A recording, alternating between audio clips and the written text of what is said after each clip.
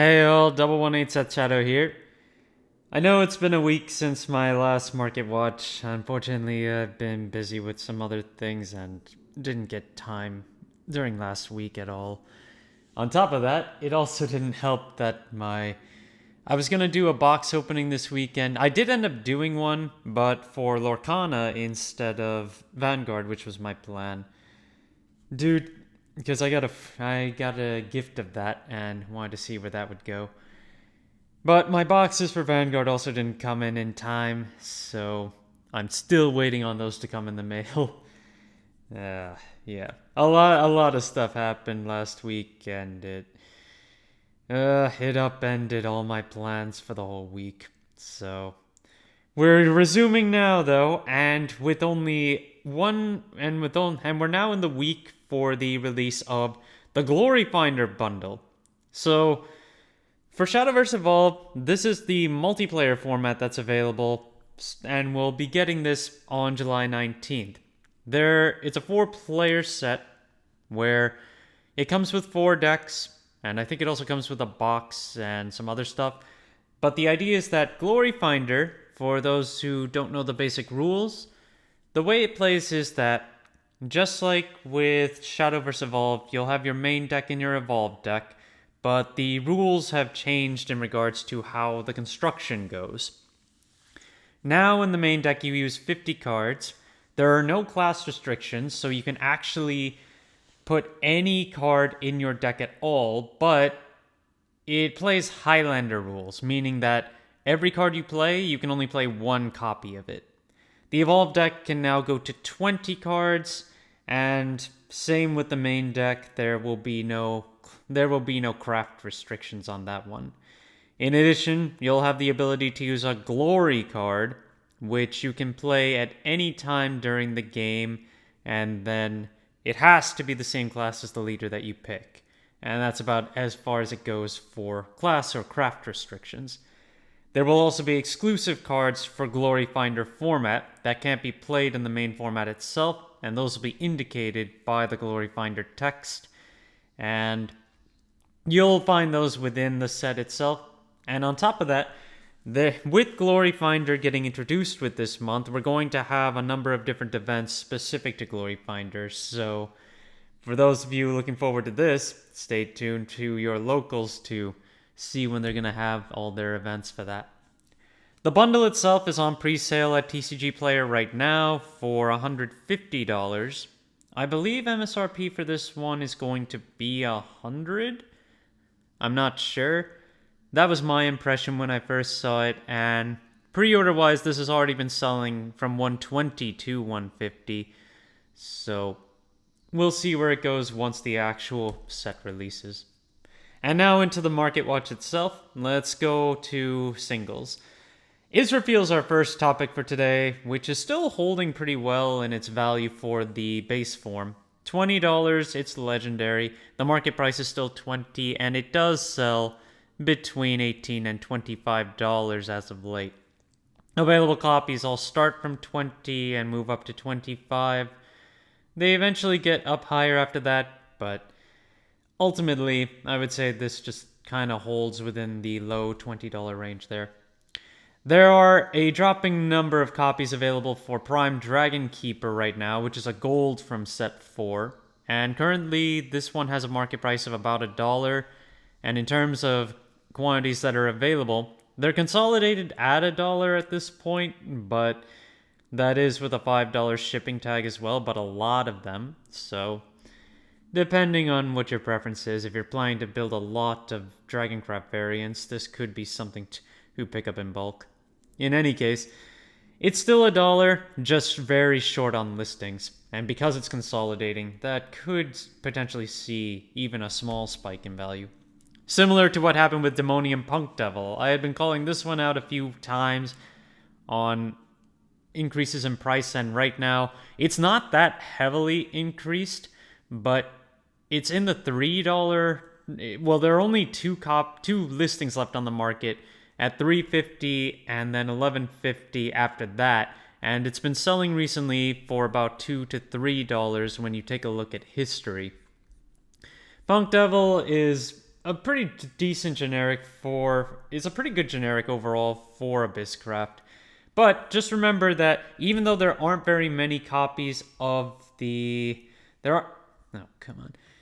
That's one thing about TCG Player. You have to put it in without actually picking it from the list. But aside from the gold that you get from set 3, remember that you do have the promos that you get from the shop challenge that happened in the last season, as well as the hot stamp, which was given out to the top 3 of that shop challenge. And these are far more plentiful compared to the set 3 version. And this one actually has a lot of copies available at $2. And so if you're gonna pick it up, might as well pick this one up, given that it's cheaper and technically it's rarer.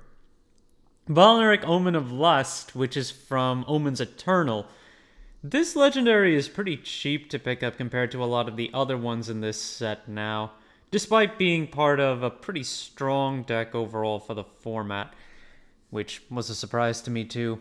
In any case, right now the card is at just over $350 for its market price and does sell for $250 for the most part. Quantities, they start to consolidate around $4, but we have a fair amount of quantity that are underneath that are available. So, still cheap to pick up. Definitely not bad if you want to build Sanguine right now. Soul Dealer is also holding in its value right now, where base price right now is about $10 for the base form, and then it's been selling for $8.50 to about $10. And when it comes to availability, it's all $10 up at this point, and then we start getting listings with higher rates of shipping too. No heavy consolidation on this card at this point, but this is from set 2, which is a much older set at this point. Imperial Dragoons Ultimate. So, I was talking about how a number of Ultimates, especially less popular ones, are really just dropping off in value. Last time I was talking about the Laboratory, Juno's Laboratory. Imperial Dragoon is another one from set 2, where its Ultimate is available for as low as $17, and the front page only really goes up to $21. Dragoon has not been that big of a card to pick up overall, but if you like the artwork for this one, 17, that's not bad at all. And then the ultimate rare of Alice Wonderland Explorers Evo is also dropping in price pretty substantially compared to before. It hasn't sold since mid-June, and that last sell was about 133. Now there are 2 listings available for under 110 at this point, and after that it goes back into the 130s. But given that the number of decks that can play this more readily in competitive formats has dropped, it's no surprise that the Ultimate ended up dropping off as well. Merlin has been holding relatively steady, or I should say it's just been undulating in terms of its overall value. The current market price on this one for the base form is about $12, and they're being picked up for around 12 to 15. It just keeps on shifting between 10, 15 quite a lot. So anytime it goes to 10 or lower, it's usually a good point to pick it up. And given that Merlin will just be a very good generic for RuneCraft going forward a number of formats, again, picking it up at 10 is pretty good, and 15 is at least fine, but gotta be careful. It has the potential to spike up. Erd's Evo is also maintaining overall value, but it has a lot of listings available on the market, so not that difficult to pick up. In any case, market price on this one is $2.35, and availability for this one is mostly in the lower $2 range. Eventually it makes its way up to $3. There's no real consolidation on the front page either, so there's still plenty available, easy to pick up. Agnes Tachyon's an interesting one, where last time I had talked about it, it had a lot of listings, over 30 listings available, and it was still holding in the $30 range. But the number of listings has dropped off to 17, and even though the market price has dropped off, it's still selling pretty well in the $30 range. It dropped underneath a little bit, but it never really went under 28-ish. And now we've got listings going back up to 40 on the first page, but we have a good amount of copies hitting around 35 right now. So At least it's still there for that price point. But Agnes Tachyon, similar to Merlin, is something that can see play for a few formats.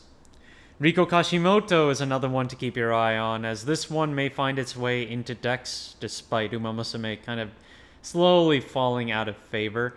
It is a neutral, and it has a strong skill overall, and overall it's been rebounding a little bit.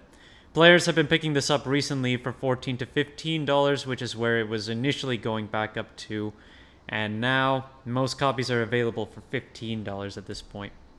And the last card I want to go over is the promo Explosion from Springfest. This one has a market price above $50 right now, but the base price on it is $35, and it hasn't sold since the very beginning of June. Again, this deck, well, Haven Eggburn is still considered one of the strongest to play in this current format, and we will be getting set 6 in August, so we still have a month to go, but at this point it's still available for $35, a few copies there, and then it goes back into the 40s after that. But given that it hasn't really been selling that well since the BSF, I don't think this is really going to make much of a... I don't think this is going to make much gain as we continue to make our way towards set 6, and then with Glory Finder coming, that might end up dominating a lot of the events coming up. Thank you guys for watching. If you liked the video, please like and subscribe if you haven't already, and I will see you guys later.